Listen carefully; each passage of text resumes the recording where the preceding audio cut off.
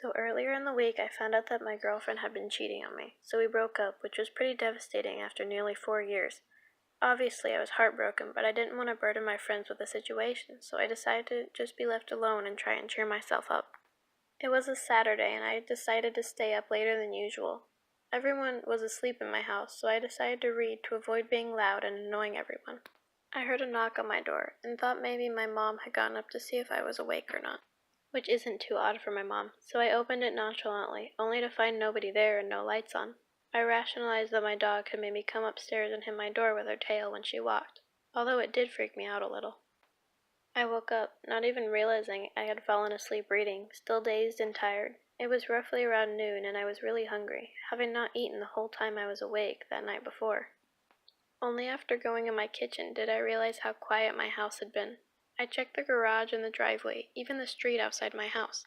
My parents' car was gone. They had left no note as to where they went, and they must have taken my dog, so I assumed they went to the veterinarian or something.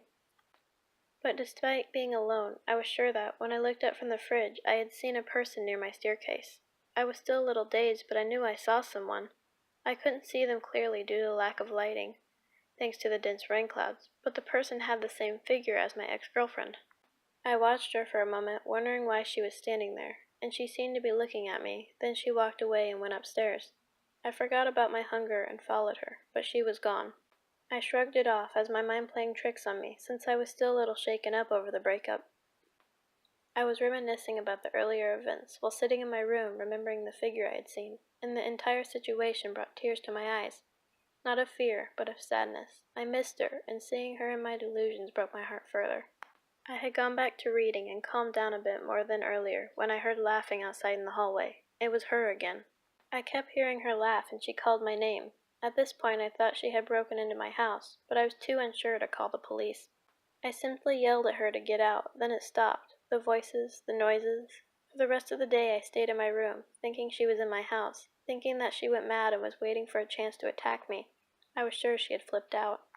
Later I heard a thump against my door, like something being thrown at it, something kinda heavy. I ignored it, refusing to open my door and go out. If she wouldn't come to me, I wasn't going to her, and I was safe in my room. Then the thumping grew louder and more frequent, and I grew sick of it. If she attacked me, I have no choice but to defend myself. I opened the door and she stood there, looking at me. She didn't look angry. She looked sad, sorry, but also happy, and had a sweet look in her eyes. She held her arms out and I hugged her, feeling drawn in. Suddenly I got a weird vibe from her, and shortly after I heard her laughing hysterically, and my vision began to fade.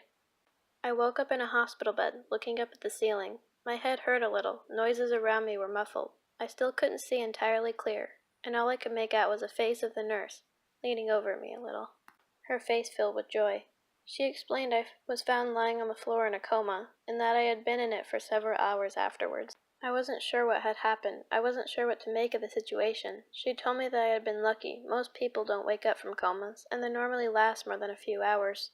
She left the room, and only a few minutes after her absence, I realized how wrong she had been. I was not lucky. I looked in the mirror across the room and saw her again, my ex, staring at me. Where her eyes were supposed to be was a sort of black smoke, behind it emptiness. Her skin was pale, as if no longer holding back life, and she bared her teeth as she smiled at me. She, or it, was not done with me.